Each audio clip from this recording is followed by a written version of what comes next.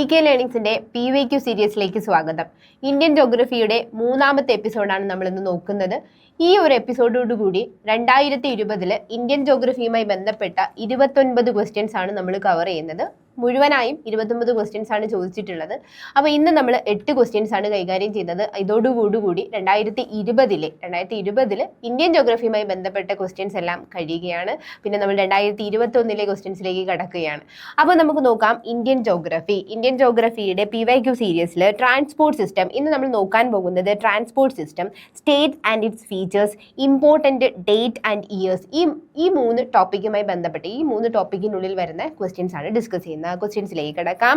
Transport സിസ്റ്റത്തിൽ ആദ്യത്തെ question എന്ന് പറയുന്നത് ആദ്യത്തെ ക്വസ്റ്റ്യൻസ് തന്നെ ഓപ്ഷൻസിൽ ആൻസർ ഇല്ലാത്തതാണ്. In which year was Indian railway nationalised? In which year, ഏത് വർഷമാണ് ഇന്ത്യൻ റെയിൽവേ ദേശസാൽക്കരിച്ചത് എന്നതാണ് ചോദിച്ചിരിക്കുന്നത്. പക്ഷേ ഓപ്ഷൻ നോക്കിക്കേ, 1947, 1950, 1952, 1955. ഇതിൽ എന്തായാലും ആൻസർ ഇല്ല. ഇത് full time junior language teacher ആ ഒരു എക്സാമിന് ചോദിച്ചതാണ്. ഇതിൻ്റെ ആൻസർ എന്ന് പറയുന്നത് 1951. 1951 ഇന്ത്യൻ റെയിൽവേ നാഷണലൈസ് ചെയ്തത്. അപ്പോൾ ഈ ഒരു ഓപ്ഷൻ ഇല്ല എങ്കിലും ഞാൻ ആൻസർ കറക്റ്റ് പറയുകയാണ്. ഇപ്പോൾ Indian railway was nationalised in 1951. In 1951 the Indian Railway was reorganized into a single management structure. അതായത് ഒരു മൊത്തത്തിൽ എന്ത് ചെയ്തു, ഇവർ റീഓർഗനൈസ് ചെയ്ത് ഒരു സിംഗിൾ മാനേജ്മെന്റ് സ്ട്രക്ചറിലേക്ക് പോവുകയെ. അപ്പം അങ്ങനെയാണ് നമ്മുടെ 6 സോൺസ്, അന്നുണ്ടായിരുന്ന 6 സോൺസ് 6 സോണുകളാണ്. അതിൽ സദേൺ, സെൻട്രൽ, വെസ്റ്റേൺ സോണ് 1951, അതായത് നാഷണലൈസ് ചെയ്ത സമയത്തും, and eastern, northern and north eastern എന്ന് പറയുന്നത് 1952 അവർ ചെയ്തത്. അപ്പോൾ ഒരു സിംഗിൾ മാനേജ്മെന്റ് സ്ട്രക്ചറിലേക്ക് മാറിയത് 1951. നമുക്കറിയാം നമ്മുടെ ഇന്ത്യയിൽ ആദ്യമായിട്ട് ട്രെയിൻ ഓടിത്തുടങ്ങിയത് 1951 അല്ലേ, 1853 ഏപ്രിൽ 16 ഇന്ത്യയിൽ എന്ത് തുടങ്ങിയിട്ടുണ്ടായിരുന്നു? ഇന്ത്യയിൽ റെയിൽവേ ഓടി തുടങ്ങിയിട്ടുണ്ടായിരുന്നു.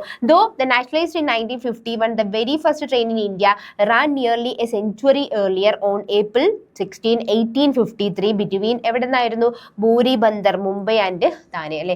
മുംബൈ താനെ, ബോംബെ താനെ, അന്ന് ബോംബെ ആണ് അല്ലെ, ബോംബെ താനെ എന്ന് നമ്മൾ പറയുന്നുണ്ട്. അപ്പൊ ഇതുപോലെ തന്നെ അല്ലെ, ബോംബെ താനെ, BT, ഇതുപോലെ തന്നെയാണ് കേരളത്തിലും ആദ്യമായിട്ട് ഓടി തുടങ്ങിയത്. എവിടെ നിന്നാണ്? ബേപ്പൂർ ടു തിരൂർ ആയിരുന്നു. അതും BT തന്നെയാണ് അല്ലേ, ബേപ്പൂർ ടു തിരൂർ ആയിരുന്നു. അപ്പോൾ ഈ വർഷം ഓർമ്മിച്ച് വെച്ചിരിക്കുക, 1853 ഏപ്രിൽ 16 ആയിരുന്നു. പക്ഷേ ഇതിനെ നാഷണലൈസ് ചെയ്യാൻ ഇത്രയും നാളെടുത്തു അല്ലേ, 1951 ഇത് നാഷണലൈസ് ചെയ്തത്.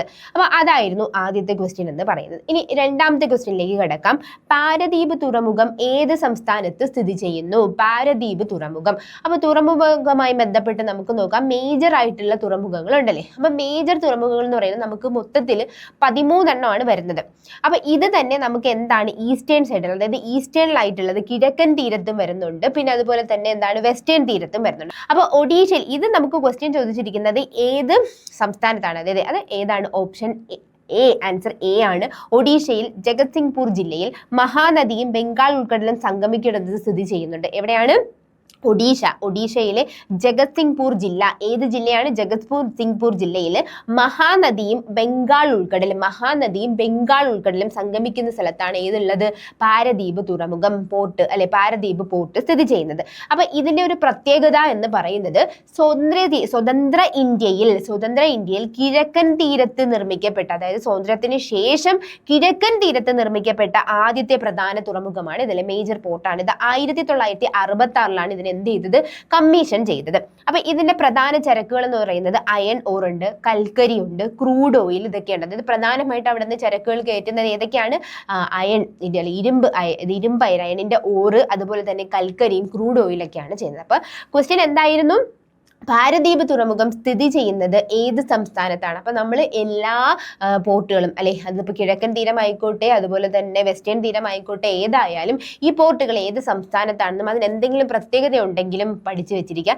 നമുക്ക് നോക്കാം, എക്സ്പ്ലനേഷനിലേക്ക് പോകാം. ഇത് നോക്കിക്കേ, ഈ ഒരു പിക്ചറിൽ നമ്മുടെ എല്ലാ തുറമുഖങ്ങളും കൊടുത്തിട്ടുണ്ട്. ആദ്യം നമുക്ക് എവിടെ നോക്കാം? വെസ്റ്റേൺ തീരത്ത് നോക്കാം അല്ലേ. അവിടെ വെസ്റ്റേൺ തീരത്ത് വരുന്നതാണ് ആദ്യം ഗുജറാത്തിൽ കാൺല. പിന്നെ നോക്കിക്കേ മുംബൈ, പിന്നെ അതുപോലെ നിങ്ങളെല്ലാം കേട്ടിട്ടുള്ളതായിരിക്കും ഏതായിരിക്കും? ജവഹർലാൽ നെഹ്റു. ജവഹർലാൽ നെഹ്റു നവശേവ എന്നുള്ള ജവഹർലാൽ നെഹ്റു. അതുപോലെ തന്നെ മർമഗോവ, ന്യൂ മാംഗ്ലൂർ അല്ലെ കർണാടകത്തിലെ ന്യൂ മാംഗ്ലൂർ. പിന്നെ നമ്മുടെ കൊച്ചു കേരളത്തിന്റെ കൊച്ചിൻ അല്ലെ കൊച്ചി പോർട്ടും നമുക്കറിയാം. അപ്പൊ അങ്ങനെ ഇവിടെ നോക്കിക്കേ, ഈ വെസ്റ്റേൺ തീരത്ത് 1 2 3 4 5 6 അങ്ങനെ 6 എണ്ണമായി. ഇനി നമുക്ക് ഇപ്പുറത്തോട്ട് കിടക്കുമ്പോൾ നമുക്കറിയാം തമിഴ്നാട്ടിൽ വി.ഒ. ചിദംബരം അല്ലെ തൂത്തുക്കുടി അല്ലെ വി.ഒ. ചിദംബരനാർ എന്ന് പറയുന്ന ആ ഒരു പേരിലാണ് ഇപ്പൊ അറിയപ്പെടുന്നത്. അപ്പൊ ആ തൂത്തുക്കുടിയാണ് ഇവിടെ വരുന്നത്. അതായത് ഈസ്റ്റേൺ തീരത്ത് ഇവിടെ ഈ ഭാഗത്ത് തമിഴ്നാട് ഭാഗത്ത്, തമിഴ്നാട്ടിൽ തന്നെ വേറെ 2 ഉണ്ട്, ചെന്നൈ ഉണ്ട്, എണ്ണൂരും ഉണ്ട് കേട്ടോ. ഇതാ ചെന്നൈയും എണ്ണൂരും ഉണ്ട്. പിന്നെ നോക്കിക്കേ വിശാഖപട്ടണം പോർട്ട്. പിന്നെ നമ്മുടെ ഈ ക്വസ്റ്റ്യന്റെ നമ്മുടെ ഒറീസയിലെ പാരദീപ്, പിന്നെ നമ്മുടെ വെസ്റ്റ് ബംഗാളിലെ കൊൽക്കട്ട.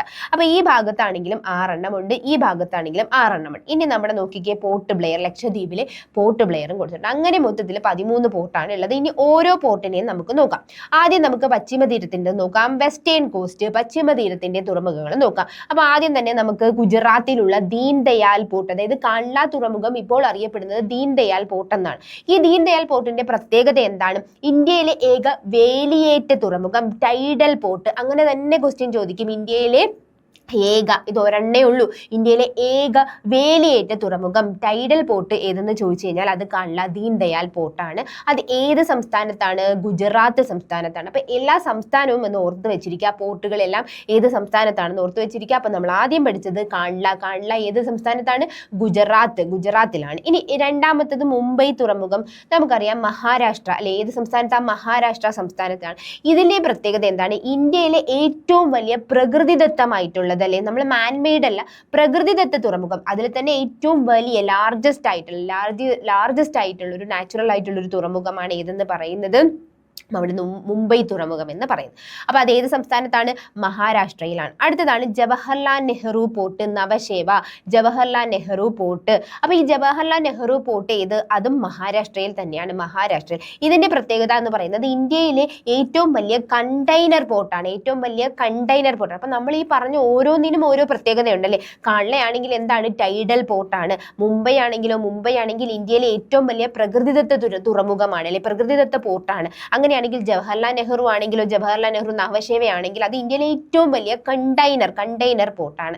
അപ്പൊ നമ്മുടെ പശ്ചിമ തീരത്തിന്റെ 3 എണ്ണമായി. അടുത്ത നമുക്ക് നോക്കാം, മർമഗോവ ഏത് സംസ്ഥാനത്താണ്? ഗോവയിൽ തന്നെയാണ്. ഇതിൽ അതായത് ഇന്ത്യയിൽ ഏറ്റവും കൂടുതൽ അല്ലെങ്കിൽ ഏറ്റവും പ്രസിദ്ധമായിട്ട് നമ്മൾ ഇരുമ്പയർ കയറ്റുമതി ചെയ്യുന്നത്, ഇരുമ്പയറിന്റെ കയറ്റുമതിക്ക് പ്രസിദ്ധമാണ് ഏതെന്ന് പറയുന്നത് ഈ പോർട്ട് മർമഗോവ എന്ന് പറയുന്നത്. അപ്പൊ ഗോവ സംസ്ഥാനത്താണ്. അടുത്തതാണ് ന്യൂ മാംഗ്ലൂർ എന്ന് പറയുന്നത് കർണാടക സംസ്ഥാനത്തിലാണ്. കർണാടകയുടെ കവാടം എന്നൊക്കെ അറിയപ്പെടുന്നതും ഈ പോർട്ടാണ്. അപ്പൊ ഏത് സംസ്ഥാനത്താ? കർണാടക സംസ്ഥാനത്ത്. ഇനി അടുത്തത് കൊച്ചി അല്ലെ, നമുക്ക് അതിന് ഏത് സ്റ്റേറ്റിലാണെന്ന് നമുക്ക് പറയേണ്ട ആവശ്യമില്ല അല്ലെ, അതിനെ ആരും പഠിപ്പിക്കേണ്ട, അത് കേരളത്തിൽ തന്നെയാണ്. ഇതിന്റെ പ്രത്യേകത എന്ന് പറയുന്നത് ഇന്ത്യയിലെ ഏക തടാക തുറമുഖമാണ് അല്ലെ, വേമ്പനാട് ലേക്കിൽ അല്ലെ ഏക തടാക തുറമുഖമാണ്, അറബിക്കടലിന്റെ റാണി എന്നൊക്കെ അറിയപ്പെടുന്ന കൊച്ചിൻ പോർട്ട്. അപ്പൊ അത് നമുക്കൊരു നമ്മുടെ കിരീടം അല്ലെ, നമ്മുടെ ഒരു കിരീടത്തിന്റെ ഒരു രത്നം തന്നെയാണ് ഇത് കൊച്ചി തുറമുഖം എന്ന് പറയുന്നത്. ഓക്കെ, അപ്പൊ നമ്മുടെ ഈ ഒരു പശ്ചിമ തീരത്തിന് വെസ്റ്റേൺ കോസ്റ്റിലെ 6 എണ്ണം കഴിഞ്ഞിട്ടുണ്ട്. ഇനി നമുക്ക് പൂർവ്വ തീരത്തിലേക്ക് കിടക്കാം, ഈസ്റ്റേൺ കോസ്റ്റിലേക്ക് കിടക്കാം. ഈസ്റ്റേൺ കോസ്റ്റിൽ ഫസ്റ്റ് വരുന്നത് ഏതാ? VOC, അതായത് വി.ഒ. ചിദംബരനാർ തൂത്തുക്കുടി പോർട്ട് തമിഴ്നാടിലാണ് സ്ഥിതി ചെയ്യുന്നത്. ഇന്ത്യയിലെ ഏറ്റവും തെക്കേ അറ്റത്തെ പ്രധാന തുറമുഖം നമ്മൾ ആ മാപ്പിൽ തന്നെ കണ്ടു. ഇന്ത്യയുടെ ഏറ്റവും തെക്കേ അറ്റത്ത് ചോദിച്ചു കഴിഞ്ഞാൽ അത് തൂത്തുക്കുടിയാണ്.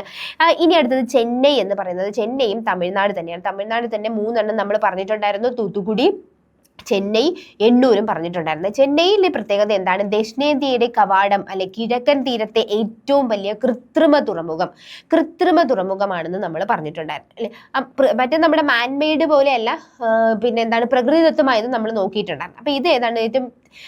ഏത് തീരത്താണെന്ന് വെച്ച് കഴിഞ്ഞാൽ കിഴക്കൻ തീരത്ത് അല്ലെ, ഈസ്റ്റേൺ കോസ്റ്റിൽ ഏറ്റവും വലിയ കൃത്രിമ തുറമുഖമാണ്. ഓക്കെ, ഇനി നമുക്ക് നോക്കാം എണ്ണൂർ, കാമരാജ് പോർട്ട് എന്നറിയപ്പെടുന്ന എണ്ണൂരും തമിഴ്നാട് തന്നെ. ഇന്ത്യയിലെ ആദ്യത്തെ കോർപ്പറേറ്റ് തുറമുഖമാണ് ഏതെന്ന് പറയുന്നത് നമ്മുടെ എണ്ണൂർ കാമരാജ് പോർട്ട് എന്ന് പറയുന്നത്. ഓക്കെ, അപ്പൊ ഈ ഒരു ഇതോടുകൂടി നമ്മുടെ ഈ വെസ്റ്റേൺ കോസ്റ്റും കഴിഞ്ഞു, ഈസ്റ്റേൺ കോസ്റ്റും കഴിഞ്ഞു. ഇനി നമുക്ക് ഒന്നും കൂടിയുണ്ട് അല്ലെ, ഈസ്റ്റേൺ കോസ്റ്റിൽ ഇനി 3 എണ്ണം കൂടിയുണ്ട്, വിശാഖപട്ടണം, പാരദീപ്, കൊൽക്കത്ത. ഈ വിശാഖപട്ടണം എന്ന് പറയുന്നത് ആന്ധ്രാപ്രദേശിലാണ് അല്ലെ, ആന്ധ്രാപ്രദേശിലാണ് വിശാഖപട്ടണം. ഇതിൽ ഏറ്റവും ആഴമേറിയ ലാൻഡ് ലോക്ക്ഡ് ആയിട്ടുള്ള കരബന്ധിത തുറമുഖം എന്ന് പറയുന്നത് വിശാഖപട്ടണമാണ് കേട്ടോ. അപ്പൊ വിശാഖപട്ടണം നമ്മുടെ ഇന്ത്യയിലെ ഏറ്റവും ആഴമേറിയ കരബന്ധിത ലാൻഡ് ലോക്ക്ഡ് ആയിട്ടുള്ള തുറമുഖമാണ്. ഇനി പാരദ്വീപ് എന്ന് പറയുന്നത് എവിടെയാണ്? ഒഡീഷയിലാണ്. നമ്മൾ ഓൾറെഡി കണ്ടല്ലോ, ക്വസ്റ്റ്യൻ തന്നെ അതായിരുന്നു. പാരദ്വീപ് തുറമുഖം ഏത് സംസ്ഥാനത്താണ് സ്ഥിതി ചെയ്യുന്നത്? ഒഡീഷയിലാണ് സ്ഥിതി ചെയ്യുന്നത്. കൽക്കരി ഇരുമ്പയിര് കയറ്റുമതിക്ക് പ്രസിദ്ധമാണ്. അപ്പൊ ഇരുമ്പയിര് കയറ്റുമതിക്ക് പ്രസിദ്ധമായിട്ടുള്ള മർമ്മഗോവൻ നമ്മൾ കണ്ടിട്ടുണ്ട്. ഇവിടെയും പാരദ്വീപിലും നമുക്ക് എന്തുണ്ട്? കൽക്കരിയും ഇരുമ്പയിര് കയറ്റുമതിയൊക്കെ ചെയ്യുന്നുണ്ട്, അതിൽ പ്രസിദ്ധമാണ്. ഇനി കൊൽക്കത്ത എന്ന് പറയുന്നത് ശ്യാമപ്രസാദ് മുഖർജി പോർട്ടാണ് അല്ലെ. ശ്യാമപ്രസാദ് മുഖർജി പോർട്ട് അത് വെസ്റ്റ് ബംഗാളിലാണ്. ഇന്ത്യയിലെ ഏക നദീജന്യം, നമ്മൾ നേരത്തെ നമ്മുടെ കൊച്ചി പറഞ്ഞപ്പോൾ ഏതാ ലേക്കിന്റെ കാര്യം പറഞ്ഞു, ഇതാണെങ്കിലോ ഇത് നദീജന്യ പ്രധാന തുറമുഖമാണ് ഏതെന്ന് പറയുന്നത് നമ്മുടെ കൊൽക്കത്തയിലുള്ള ശ്യാമപ്രസാദ് മുഖർജി പോർട്ട് എന്ന് പറയും. അപ്പൊ അതോടുകൂടി നമ്മുടെ ഈസ്റ്റേൺ കോസ്റ്റിൻ്റെതും കഴിഞ്ഞിട്ടുണ്ടല്ലേ. 6 വെസ്റ്റേൺ കോസ്റ്റ് നോക്കി, 6 ഈസ്റ്റേൺ കോസ്റ്റ് നോക്കി. ഇനി ഒരെണ്ണം എന്ന് പറയുന്നത് ദ്വീപ് മേഖലയിലുള്ള, അതായത് പോർട്ട് ബ്ലെയർ ആണ്. ആൻഡമാൻ നിക്കോബാർ ദ്വീപുകൾ സ്ഥിതി ചെയ്യുന്ന ഇന്ത്യയിലെ 13ാമത്തെ പ്രധാന തുറമുഖമാണ് ഏതെന്ന് പറയുന്നത്? പോർട്ട് ബ്ലെയർ എന്ന് പറയുന്നത്. അപ്പൊ ആ ഒരു 13 തുറമുഖവും അത് എവിടേക്കാണ് സ്ഥിതി ചെയ്യുന്നത്, അതിൻ്റെയൊക്കെ ഓരോന്നിൻ്റെയും സ്പെഷ്യാലിറ്റി നമ്മൾ നോക്കിയിട്ടുണ്ട്. അപ്പൊ നമുക്ക് എന്ത് ചെയ്യാം? അടുത്ത ക്വസ്റ്റ്യൻ നമ്പർ 3ലേക്ക് പോകാം. താഴെ പറയുന്നവയിൽ കേരളത്തിലൂടെ കടന്നു പോകുന്ന ദേശീയ ജലപാത ഏത്? താഴെ പറയുന്നവയിൽ കേരളത്തിലൂടെ കടന്നു പോകുന്ന ദേശീയ ജലപാത നാഷണൽ വാട്ടർവേസ്. ഇപ്പൊ നമ്മൾ നാഷണൽ ഹൈവേ എന്നൊക്കെ പറയുമ്പോൾ അല്ലേ, വെള്ളത്തിലൂടെയാകുമ്പോൾ നാഷണൽ വാട്ടർവേസ് എന്നാണ് പറയുന്നത്. കേരളത്തിൽ കടന്നു പോകുന്നത് താഴെ കൊടുത്തിരിക്കുന്നതിൽ ഓപ്ഷൻ എ എന്ന് പറയുന്നത് ദേശീയ ജലപാത 1, ഓപ്ഷൻ ബി എന്ന് പറയുന്നത് ദേശീയ ജലപാത 2, ഓപ്ഷൻ സി എന്ന് പറയുന്നത് ദേശീയ ജലപാത 3, ഓപ്ഷൻ ഡി എന്ന് പറയുന്നത് ദേശീയ ജലപാത 4 ആണ്. അപ്പം LP സ്കൂൾ ടീച്ചറിന് ചോദിച്ചിട്ടുള്ള ഒരു ക്വസ്റ്റ്യൻ ആണ്, ദേശീയ ജലപാത 1, 2, 3 ആണോ 4 ആണോ എന്നുള്ളത് നമുക്ക് നോക്കാം. ഇതിന്റെ ആൻസർ എന്ന് പറയുന്നത് ഓപ്ഷൻ സി ആണ്, ദേശീയ ജലപാത 3. ഇന്ത്യയിലെ ജലപാതകളുടെ നിയന്ത്രണ ചുമതല എന്ന് പറയുന്നത് ആർക്കാണ്? Inland waterway authority of India, IWAI, inland waterway authority of India. ഇതിന്റെ ആസ്ഥാനം എന്ന് പറയുന്നത് എവിടെയാണ്? ഉത്തർപ്രദേശിലെ. ഇതിന്റെ ഹെഡ്ക്വാർട്ടേഴ്സ് എവിടെയാ? ഉത്തർപ്രദേശിലെ നോയിഡയിലാണ് സ്ഥിതി ചെയ്യുന്നത്. ഏറ്റവും ചെലവ് കുറഞ്ഞൊരു രീതിയാണ് അല്ലെ, നമുക്കിപ്പോൾ റോഡിൽ കൂടെ പോകുന്നതോ അല്ലെങ്കിൽ നമ്മുടെ എയർവേസ് വഴി പോകുന്നതിനെയും കാട്ടി വളരെ ചെലവ് കുറഞ്ഞിട്ടുള്ളൊരു ചരക്ക് നീക്ക മാർഗമാണ് ഇതെന്ന് പറയുന്നത് നമ്മുടെ ഈ ജലഗതാഗതം അല്ലെ, വാട്ടർ ട്രാൻസ്പോർട്ട് എന്ന് പറയുന്നത്. നിലവിലെന്ന് പറയുന്നത് 111 ദേശീയ ജലപാതകളാണ് ഉള്ളത്. എത്രയാണുള്ളത്?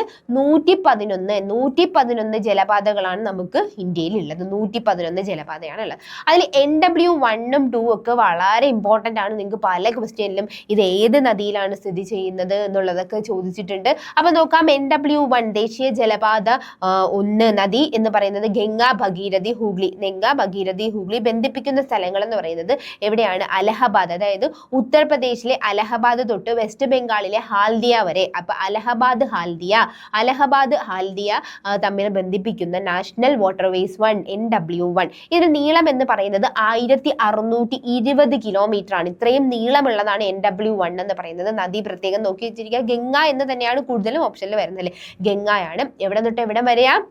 ഉത്തർപ്രദേശിലെ അലഹബാദ് തൊട്ട് നമ്മുടെ വെസ്റ്റ് ബംഗാളിലെ ഹാൽദിയ വരെയാണ്. നീളം 1620 കിലോമീറ്റർ ആണ് വരുന്നത്. ഇന്ത്യയിലെ ഏറ്റവും നീളം കൂടിയ ജലപാത നമ്പർ 1 അല്ലെ, ഏറ്റവും നീളം കൂടിയ ജലപാതയാണ് NW1 എന്ന് പറയുന്നത്. ഇനി നമുക്ക് NW2ലേക്ക് പോകാം. NW2 എന്ന് പറയുന്നത് നദി എന്ന് പറയുന്നത് ബ്രഹ്മപുത്രയാണ്. അതും അങ്ങനെ തന്നെ ചോദിക്കാറുണ്ട്. NW2 സ്ഥിതി ചെയ്യുന്ന നദി ഏത് റിവറില എന്നുള്ളത് ചോദിക്കാറുണ്ട്. അത് ബ്രഹ്മപുത്ര നദിയിലാണ്. ആദ്യത്തേത് ഗംഗയാണെങ്കിൽ രണ്ടാമത്തേത് ബ്രഹ്മപുത്ര ാണ്. ഇത് ബന്ധിപ്പിക്കുന്ന സ്ഥലങ്ങൾ സാദിയ മുതൽ ദുബ്രി വരെയാണ് കേട്ടോ. ആസാമിലുള്ള സാദിയ മുതൽ ദുബ്രി വരെയാണ് ഈ NW2 ബന്ധിപ്പിക്കുന്നത്. ഇതിന്റെ നീളം 891 കിലോമീറ്റർ ആണ്. മറ്റേത് 1620 ആണെങ്കിൽ NW2 എത്രയാ? 891 കിലോമീറ്റർ ആണ്. ഇനി അടുത്തത് ദേശീയ ജലപാത 3 NW3 നോക്കാം. സ്ഥാനം എന്ന് പറയുന്നത് കേരളത്തിലാണ്. നമ്മളിപ്പോൾ ക്വസ്റ്റ്യൻ തന്നെ അതായിരുന്നല്ലോ, താഴെ കൊടുത്തിരിക്കുന്നത് കേരളത്തിലൂടെ പോകുന്നത് NW3 ആണ്.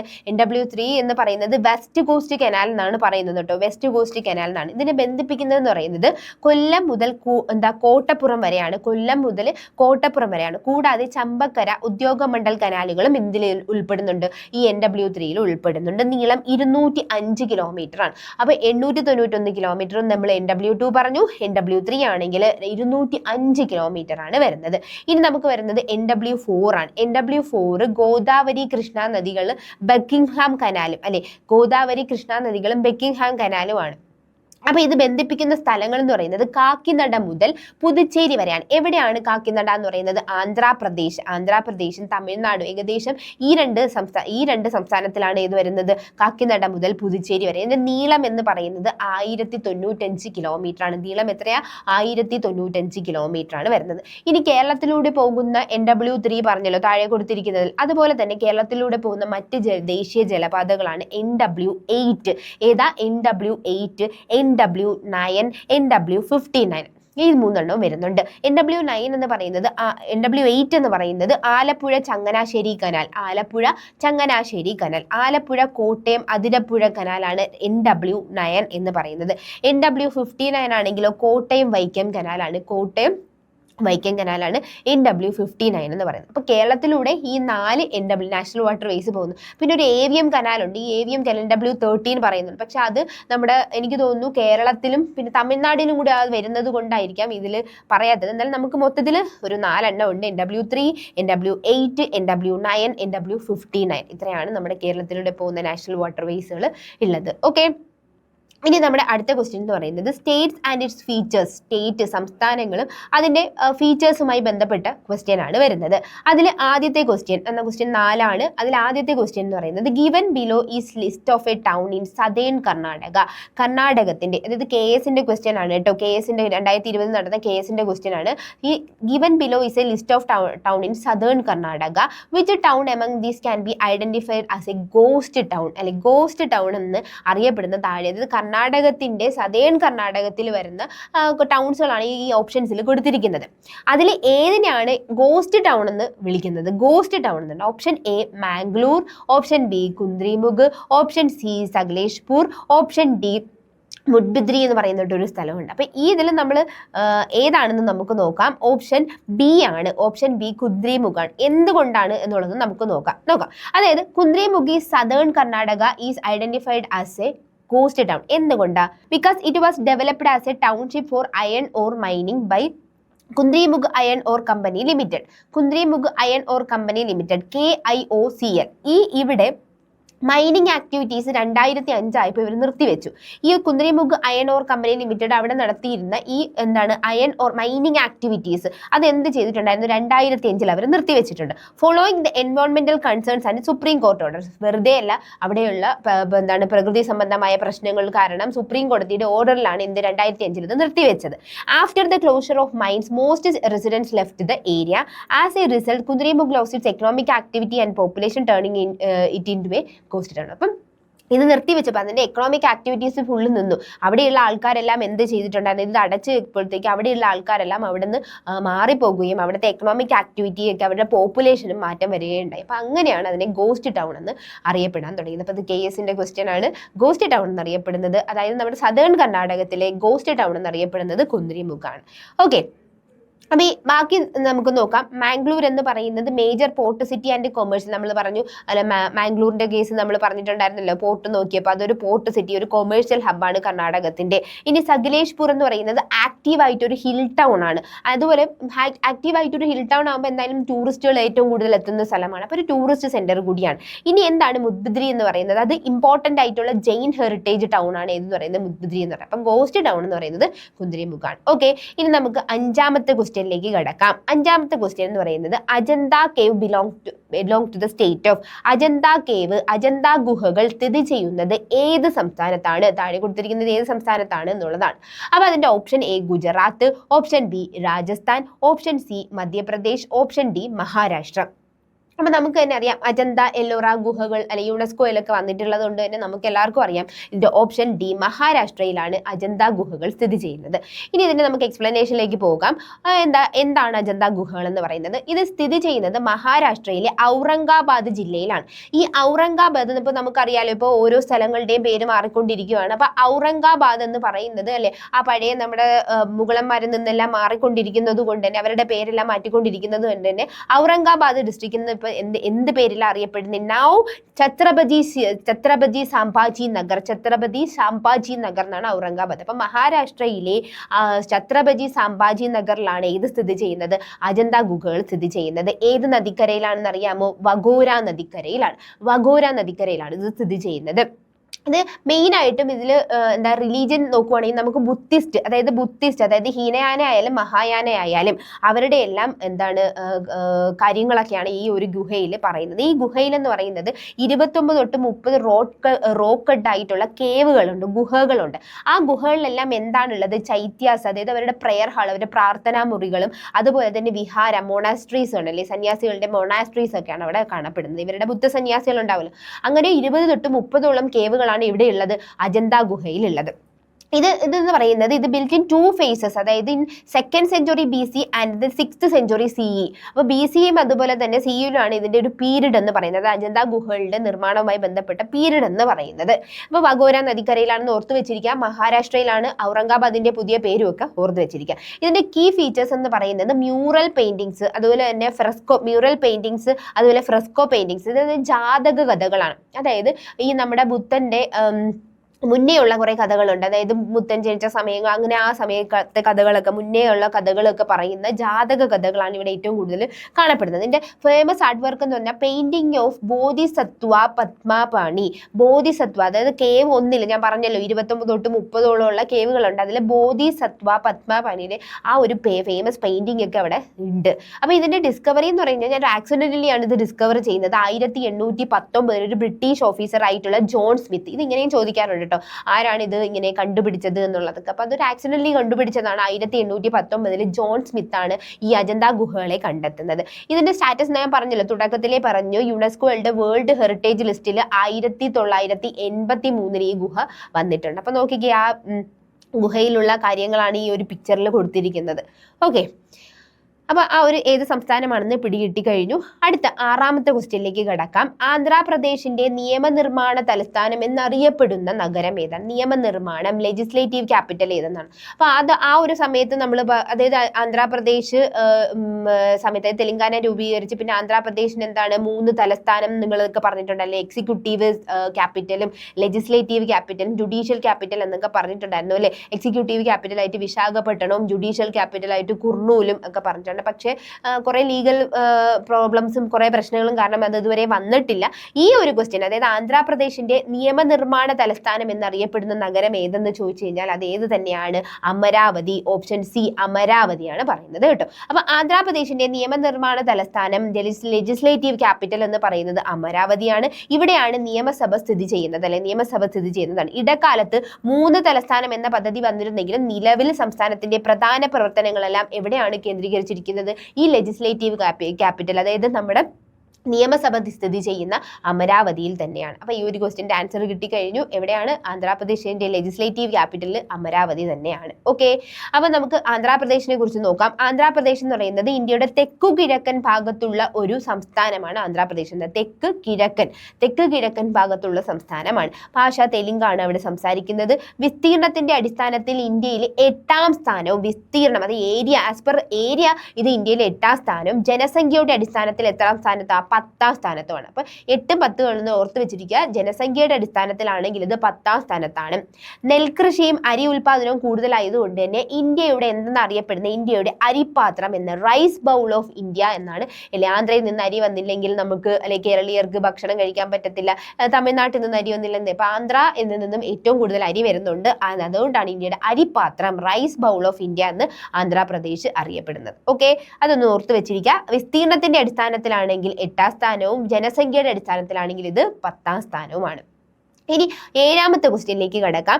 ലക്ഷദ്വീപിന്റെ തലസ്ഥാനം ഏത് എന്നുള്ളതാണ് ചോദിച്ചിരിക്കുന്നത്. ലക്ഷദ്വീപിന്റെ തലസ്ഥാനം ഏതാണ്? ഓപ്ഷൻ ഡി, കവരത്തിയാണ് അല്ലെ. Option D, Kavaratti. അപ്പോൾ നമ്മുടെ സ്റ്റേറ്റും അതിന്റെ പെക്യുലാരിറ്റീസും പഠിക്കുമ്പോൾ ഈ സംസ്ഥാനങ്ങളുടെ എല്ലാം ക്യാപിറ്റൽ അല്ലെ തലസ്ഥാനമൊക്കെ ഒന്ന് പഠിച്ചു വെച്ചിരിക്കുക. യൂണിയൻ ടെറിട്ടറീസിന്റെ ആണെങ്കിലും തലസ്ഥാനങ്ങളൊക്കെ പഠിച്ചു വെച്ചിരിക്കുക. അപ്പൊ നമുക്ക് നോക്കാം. അറബിക്കടലിൽ സ്ഥിതി ചെയ്യുന്ന ഇന്ത്യയുടെ കേന്ദ്രഭരണ പ്രദേശമാണ് ഏതെന്ന് പറയുന്നത്? ലക്ഷദ്വീപ് എന്ന്. അപ്പൊ എവിടെയാണ് സ്ഥിതി ചെയ്യുന്നത്? അറബിക്കടലിൽ. അറബിക്കടലിൽ സ്ഥിതി ചെയ്യുന്ന ഇന്ത്യയുടെ കേന്ദ്രഭരണ പ്രദേശമാണ് ലക്ഷദ്വീപ് എന്ന് പറയുന്നത്. ലക്ഷദ്വീപിന്റെ ഭരണ തലസ്ഥാനമായി പ്രവർത്തിക്കുന്നത് കവരത്തി ദ്വീപാണ്. ലക്ഷദ്വീപ് ദ്വീപ സമൂഹത്തിലെ പ്രധാന ഭരണ കാര്യാലയങ്ങളും ഔദ്യോഗിക സ്ഥാപനങ്ങളും കവരത്തിയിലാണ് സ്ഥിതി ചെയ്യുന്നത്. 8 ഡിഗ്രി ചാനൽ എന്ന് പറയുന്നത് ലക്ഷദ്വീപ്, അതായത് മിനിക്കോയ് ദ്വീപിനെയും മാലിദ്വീപിനെയും, ഏതൊക്കെയാ, മിനിക്കോയ് ദ്വീപിനെയും മാലിദ്വീപിനെയും തമ്മിൽ വേർതിരിക്കുന്ന സമുദ്ര ചാനലാണ് ഇതെന്ന് പറയുന്നത് 8 ഡിഗ്രി ചാനൽ എന്ന് പറയുന്നത്. അങ്ങനെയാണെങ്കിൽ 9 ഡിഗ്രി ചാനൽ ലക്ഷദ്വീപ് സമൂഹത്തിലെ തന്നെ പ്രധാന ഭാഗങ്ങളുമായി മിനിക്കോയ് ദ്വീപിനെയും തമ്മിൽ വേർതിരിക്കുന്നത്. അതായത് ലക്ഷദ്വീപ് സമൂഹത്തിലെ തന്നെ പ്രധാന ഭാഗങ്ങളായും മിനിക്കോയിനെ നേരത്തെ മിനിക്കോയും മാലദ്വീപും പറഞ്ഞല്ലോ, മിനിക്കോയും മാലദ്വീപും പറഞ്ഞു. ഇത് ലക്ഷദ്വീപ് സമൂഹത്തിൽ തന്നെ പ്രധാനപ്പെട്ട ബാക്കി ഭാഗങ്ങളും മിനിക്കോയ് ദ്വീപും തമ്മിൽ വേർതിരിക്കുന്ന സമുദ്ര ചാനലാണ് 9 ഡിഗ്രി ചാനൽ. ഇതുപോലെ തന്നെ 10 ഡിഗ്രിയും 11 ഡിഗ്രി ചാനലൊക്കെ ഉണ്ട്. അത് ഏതാണെന്ന് നിങ്ങൾ കമന്റ് ചെയ്യുക. അപ്പൊ ഇതിൽ നിങ്ങൾക്ക് നോക്കൂ, ലക്ഷദ്വീപിന്റെ കവരത്തി, ലക്ഷദ്വീപിന്റെ ക്യാപിറ്റലാണ് കവരത്തി എന്ന് പറയുന്നത്. അപ്പൊ അതോടുകൂടി ആ ഒരു ക്വസ്റ്റ്യൻ കഴിഞ്ഞു. ഇനി നമുക്ക് ഇമ്പോർട്ടന്റ് ഡേറ്റ് ആൻഡ് ഇയേഴ്സ്, അതായത് ഇമ്പോർട്ടന്റ് ഡേറ്റ് ആൻഡ് ഇയേഴ്സിൽ ബന്ധപ്പെട്ട് ക്വസ്റ്റ്യൻ ഏതാണെന്ന് നോക്കാം. അതായത് നമ്മുടെ നാഷണൽ മിൽക്ക് ഡേ സെലിബ്രേറ്റ് ചെയ്യുന്നത് ആരുടെ സെലിബ്രേറ്റ്സ് ഓൺ, അതായത് ഏത് ദിവസമാണെന്നുള്ളതാണ്. അത് എന്നാണ് നാഷണൽ മിൽക്ക് ഡേ എന്ന് പറയുന്നത്? നവംബർ 26. അതായത് നമ്മുടെ ഇന്ത്യയിൽ ഇന്ത്യയുടെ എന്നാണ് നവംബർ 26. എന്തുകൊണ്ടാണ് അത്? അതായത് നമ്മുടെ ഡയറി ഫാം ഇൻസ്ട്രക്ടറിന് ചോദിച്ചൊരു ക്വസ്റ്റ്യൻ ആണ്. പക്ഷെ എന്തായാലും നമ്മൾ ആ ഒരു ഓൺലൈൻ എക്സാമിൽ ചോദിച്ചാൽ അതിൽ മാത്രം ചോദിക്കുന്നല്ല, നമുക്ക് ഏത് എക്സാമിൽ ഇത് പ്രതീക്ഷിക്കാവുന്നതാണ്. നാഷണൽ മിൽക്ക് ഡേ എന്ന് പറയുന്നത് നവംബർ 26 ആണ്. നവംബർ 26 വേറെ പ്രത്യേകതയുണ്ടല്ലേ, കോൺസ്റ്റിറ്റ്യൂഷണൽ ഡേ ആണ് എന്നൊക്കെ നമ്മൾ പഠിച്ചിട്ടുണ്ട്. അപ്പൊ ആ കോൺസ്റ്റിറ്റ്യൂഷണൽ ഡേയിൽ തന്നെയാണ് നമ്മൾ എന്തും സെലിബ്രേറ്റ് ചെയ്യുന്നത്, മിൽക്ക് ഡേയും സെലിബ്രേറ്റ് ചെയ്യുന്നത്. അപ്പൊ എന്തുകൊണ്ടാണ് ഇത് മിൽക്ക് ഡേ ആയിട്ട് സെലിബ്രേറ്റ് ചെയ്യുന്നത് നമുക്ക് നോക്കാം. ഇത് എന്ന് പറയുന്നത് നാഷണൽ മിൽക്ക് ഡേ എന്ന് പറയുന്നത് എല്ലാ വർഷവും നവംബർ 26 അത് നമ്മുടെ വർഗീസ് കുര്യൻ വർഗീസ് കുര്യന്റെ ബർത്ത് ആനിവേഴ്സറിയുമായി ബന്ധപ്പെട്ടാണ്. വർഗീസ് കുര്യൻ എന്ന് പറയുന്നത് ആരാ? നമ്മുടെ father of white revolution in India, green റെവല്യൂഷന്റെ ഫാദർ എന്നൊക്കെ പറയും പോലെ ഇത് ഏതിന്റെയാണ്? വൈറ്റ് റെവല്യൂഷൻ ധവള വിപ്ലവത്തിന്റെ പിതാവായിട്ടുള്ള വർഗീസ് കുര്യന്റെ ബർത്ത് ആനിവേഴ്സറിയാണ് എന്തായിട്ട് ആചരിക്കുന്നത്? നാഷണൽ മിൽക്ക് ഡേ ആയിട്ട് ആചരിക്കുന്നത്. എന്നായിരുന്നു? നവംബർ 26. ഓക്കെ, നവംബർ 26 എന്തായിട്ട് ആചരിക്കുന്നത്? നമ്മുടെ milk day, national milk day ആയിട്ട് ആചരിക്കുന്നത്. ഓക്കെ, അപ്പൊ അതാണ് ആ ഒരു ക്വസ്റ്റ്യൻ എന്ന് പറയുന്നത്. അപ്പൊ നമ്മൾ ഈ ഒരു 2020 ഇന്ത്യൻ ജോഗ്രഫിയുടെ 29 ക്വസ്റ്റ്യൻസ് നമ്മളിവിടെ കവർ ചെയ്തിട്ടുണ്ട്. എല്ലാ 3 എപ്പിസോഡായിട്ടാണ് നമ്മൾ 2020 ഇന്ത്യൻ ജോഗ്രഫി ചെയ്തിരിക്കുന്നത്. അപ്പോൾ 3 എപ്പിസോഡും കാണുക, എല്ലാ ക്വസ്റ്റ്യൻസും വളരെ വ്യക്തമായി പഠിക്കുക. ഇനി 2021 ക്വസ്റ്റ്യൻസുമായിട്ട് നമുക്ക് വീണ്ടും കാണാം.